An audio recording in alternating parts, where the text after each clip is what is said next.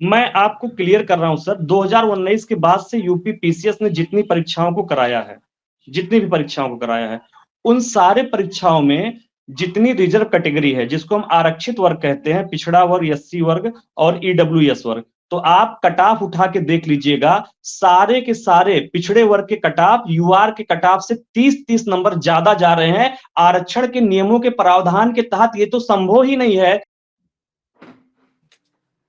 नमस्कार, मैं हूं हरिकेश कुमार सिंह और आप देख रहे हैं न्यूज नशा।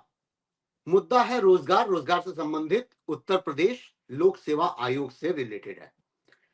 मुद्दे में पॉइंट यह है कि जिस तरीके की समस्या पूरे देश में चल रही है रोजगार की, खासकर हम जान रहे हैं कि 15 से लेकर 35 साल के आयु वर्ग के श्रम बल को जोड़ा जाता है, खासकर बेरोजगारी को देखते हुए, जिसमें 4 से 5 करोड़ इस समय युवा बेरोजगार घूम रहे हैं। बीते दिनों में आपने देखा था, पिछले 4 साल पहले जिस समय अग्निवीर सेलेक्ट हो रहे थे, उस समय भी ये समस्या जाहिर की गई थी कि कितनी समस्या क्रिएट होगी अगर 4 साल के लिए रोजगार दे दिया जाए और फिर वापसी में सिर्फ 25% लोगों को ही अकोमोडेट किया जाए, बाकी 75 खाली घूमेंगे। बहुत सारी चीजें जताई गई थी। पकौड़े की कहानी जाने दीजिए, समोसे की कहानी जाने दीजिए, दुकानों की कहानी जाने दीजिए, तमाम बिजनेस के जो गिनाए गए रास्ते उनको भी जाने देते हैं। लेकिन बीते दिनों में उत्तर प्रदेश में भी कई ऐसे इन्वेस्टर समिट हुए जिनको ये देख करके बड़े बड़े दावे किए गए कि लाखों युवाओं को रोजगार मिलेगा, और वो इसलिए मिलेगा कि तमाम इन्वेस्टर्स आएंगे। 5 लाख करोड़, 10 लाख करोड़ से बढ़ करके 50 लाख करोड़ की अभी कल परसों की खबर थी कि खासकर फार्मा में 50 लाख करोड़ का एमओयू साइन किया गया है और 10,000 करोड़ का निवेश आ चुका है। यानी कितनी बड़े बड़े सपने दिखाए जा रहे हैं। उनके भीतर जाकर के अगर आप देखेंगे, छोटी सी चीज है, वो है उत्तर प्रदेश के लोक सेवा आयोग की कहानी। इस कहानी में हम हमेशा ये जानते हैं कि संविधान के अंतर्गत दिए गए आरक्षण को लागू किया जाता है। 50% वो जो पिछड़े एससी एसटी वर्ग के युवा हैं, जिनके पास बहुत सारे संसाधन नहीं मुहैया हैं, वो किसी तरह फाइट करके वो परीक्षाएं देते हैं और पास करते हैं और उसमें सफलता प्राप्त करते हैं अपने कम अंकों के आधार पर भी, क्योंकि ये माना जाता है कि अगर वो बहुत पिछड़े हैं, दलित हैं, उनके पास धन बल नहीं है पढ़ पाने की, शिक्षा व्यवस्था को पा पाने की समस्या है, तो इन सारी समस्याओं से जूझते हुए उन कम नंबरों पर भी उनको एक अवसर दिया जाता है कि वो अपने जीवन को बढ़ा सके। इसमें भी एक लोचा उभर कर आया है। ये बीते दिनों 4-5 सालों की कहानी आ रही है, जिसमें सन 2019 से ये घटना क्रम शुरू हो रहा है। मुकेश हमारे साथ जुड़े हैं, जो कि एक युवा प्रतिभागी हैं और इन परीक्षाओं को देते हैं। मुकेश, ये घटना 2019 में ही सामने आई है, उसके पहले से चल रही है जो मैं बात कह रहा हूं? सर 2019 में सामने आई, लेकिन जिन परीक्षाओं के रिजल्ट नहीं आए थे, जैसे यूपी पीसीएस 2018, तो वो जो हमारे पास एक नोटिस हाथ में लगा है यूपी पीसीएस आयोग का, उस नोटिस में साफ साफ लिखा है, वो एक मतलब 9 जनवरी 2020 का नोटिस है। उस नोटिस में है कि इसके जो रिजल्ट जारी नहीं हुए हैं, तो उसमें 2018 की परीक्षाएं भी हैं, वो भी शामिल की गई हैं, जिसमें आरक्षण का नियम का पालन नहीं किया जा रहा है। इसका मतलब संघ लोक सेवा आयोग जो है, खासकर उत्तर प्रदेश लोक सेवा आयोग जो है, ये अपनी मनमर्जी से काम कर रहा है, ये कहना चाह रहे हैं आप? बिल्कुल सर, आरक्षण के मामले में ये बिल्कुल मनमर्जी से काम कर रहा है। जो आरक्षण अधिनियम 1994 है, वो साफ साफ ये कहता है कि अगर कोई आरक्षित वर्ग का अभ्यर्थी है, आरक्षित वर्ग इन द सेंस हम लोग पिछड़ा वर्ग, एससी वर्ग या ईडब्ल्यूएस वर्ग से कोई परीक्षार्थी है, अगर वो बिना किसी रियायत मतलब कि ना तो एज का फायदा लिया हो, ना तो अटेम्प्ट का फायदा लिया हो, इसके बाद अगर उसके नंबर यूआर कैटेगरी से ज्यादा आते हैं, तो उसे यूआर कैटेगरी में भेजा जाए या माइग्रेट किया जाए या ओवरलैप किया जाए। ये 1994 का आरक्षण अधिनियम कहता है हमारा, और यही हर परीक्षाओं में, चाहे यूपीएससी जो संघ लोक सेवा आयोग, वो भी इसी नियम का पालन करता है। लेकिन उत्तर प्रदेश लोक सेवा आयोग पिछले 6 साल से पिछड़े वर्ग, दलित वर्ग, इवन ईडब्ल्यूएस वर्ग के अभ्यर्थियों के हकूक के साथ खिलवाड़ कर रहा है। थोड़ी सी बात इसको और मैं क्लियर कर देता हूं, क्योंकि हमारे साथ शीतल पी सिंह सर वरिष्ठ पत्रकार भी जुड़े हुए हैं, तो थोड़ा सा मैं क्लियरिफाई कर देता हूं कि 100 सीटें सर अगर हैं और 40 सीटें मान लीजिए कि अनारक्षित वर्ग की हैं और 60 सीटें आरक्षित वर्ग की हैं, तो एक मार्क्स ऑब्टेन करते हैं बच्चे। मान लीजिए कि एक हाईएस्ट मार्क्स का बच्चा टॉप करता है, वो किसी भी वर्ग का हो सकता है, वो SC ST OBC जनरल किसी भी कैटेगरी का हो सकता है, लेकिन उसकी जो जब काउंटिंग होगी तो उसे उन 40 बच्चों में शामिल किया जाएगा अगर टॉपर है तो। जैसे टीना डाबी का उदाहरण ले लीजिए, टीना डाबी आरक्षित वर्ग से आती थी लेकिन टॉप की थी, तो इनका आरक्षण मान्य नहीं है उस 60 बचे सीटों पर। अब ये हाईएस्ट मार्क्स होल्डर हो गया बच्चा, धीरे धीरे वो नंबर कटाए जाएंगे और 40 बच्चों को सेलेक्ट किया जाएगा और अंत में एक कट ऑफ मेरिट बनेगी जिसमें कट ऑफ नंबर लिखा जाएगा। सपोज मान लीजिए कि 129 या 140 नंबर है वो कट ऑफ। ये हुआ अनारक्षित वर्ग के हिस्सेदारी का। अब आएगी 60 सीटों की भागीदारी, इसमें आएगा 27% और 23% का डिवीजन। 27% अदर बैकवर्ड क्लास और 23% में SC और ST। इनका भी सेम तरीका होगा कि उन बच्चों के हाईएस्ट मार्क्स को लिया जाए। यहां ध्यान देने योग्य बात सर ये है, जो मुझे समझ में आया, कि अगर कोई भी अनारक्षित वर्ग का बच्चा मिनिमम रेंज पर आकर के मान लीजिए कि 130 नंबर पे कट जाता है, खत्म नंबर हो जाता है, तो उसके नीचे के नंबर के बच्चे को सेलेक्ट नहीं मिलेगा, खासकर नॉन रिजर्व कैटेगरी में। लेकिन रिजर्व कैटेगरी में अगर वो बच्चा 129 नंबर पाया है और उसका उसमें सिलेक्शन हो जाता है, तो हमेशा हम ये जानेंगे कि SC ST के जो कट ऑफ हैं और जो जनरल कट ऑफ हैं उनमें अंतर होता है, और खासकर अनारक्षित वर्ग के बच्चे कम नंबर पाते हैं, आरक्षित वर्ग के अनारक्षित बच्चे जो होते हैं उनके नंबर ज्यादा होते हैं। ये बहुत बहुत क्लियर है।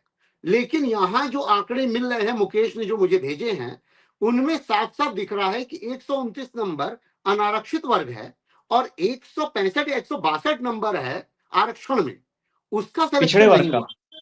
पिछड़े वर्ग का, वही जिसका आरक्षण है, उसका 160 से ऊपर नंबर है, उसका सिलेक्शन जी। नहीं हुआ। ये सवाल है मुकेश, जरा सर को क्लियर जी करो। सर, यही सवाल मैं आपको क्लियर कर रहा हूं सर। 2019 के बाद से यूपी पीसीएस ने जितनी परीक्षाओं को कराया है, जितनी भी परीक्षाओं को कराया है, उन सारे परीक्षाओं में जितनी रिजर्व कैटेगरी है, जिसको हम आरक्षित वर्ग कहते हैं, पिछड़ा वर्ग, SC वर्ग और EWS वर्ग, तो आप कटाफ उठा के देख लीजिएगा, सारे के सारे पिछड़े वर्ग के कटाफ UR के कटाफ से 30-30 नंबर ज्यादा जा रहे हैं। आरक्षण के नियमों के प्रावधान के तहत ये तो संभव ही नहीं है कि आरक्षित वर्ग का कटाफ UR से ज्यादा कैसे जा सकता है। ये सबसे बड़ा डिबेट है और मैं उसको बता रहा हूं ये हो क्यों रहा है।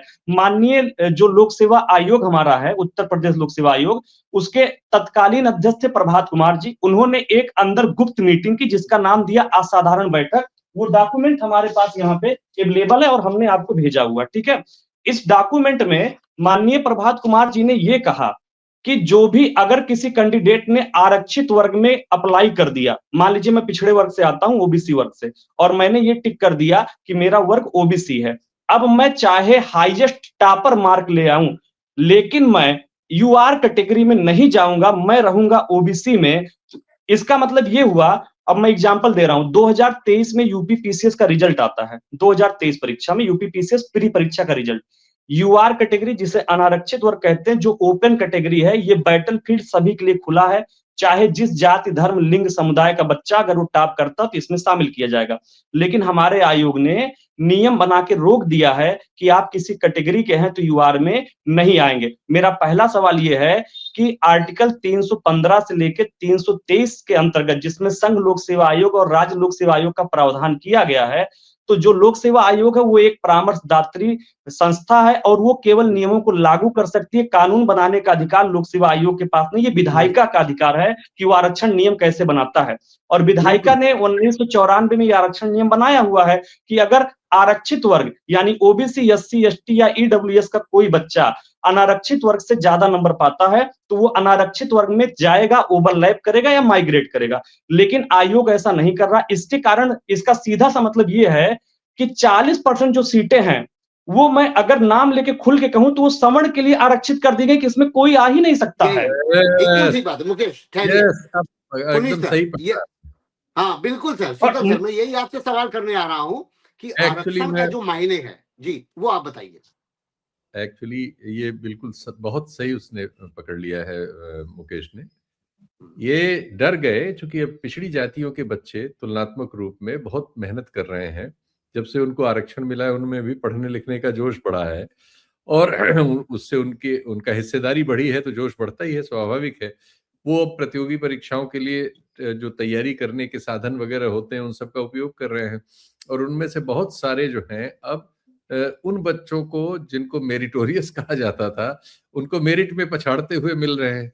लेकिन उनको ये सेटअप जो है, इस तरह के ब्यूरोक्रेटिक सेटअप जो है, चालाक लोग ये क्या करते हैं कि उनको जो जनरल कैटेगरी में आ सकते हैं अपनी मेरिट की वजह से, उनको वहां से वो चालाकी से एक उन्होंने जैसा बताया कि उन्होंने डिपार्टमेंटल ऑर्डर निकाल दिया और उसके बेसिस पे उन्होंने रोक लिया है उसको, जबकि सुप्रीम कोर्ट इस मामले में फैसला दे चुका है।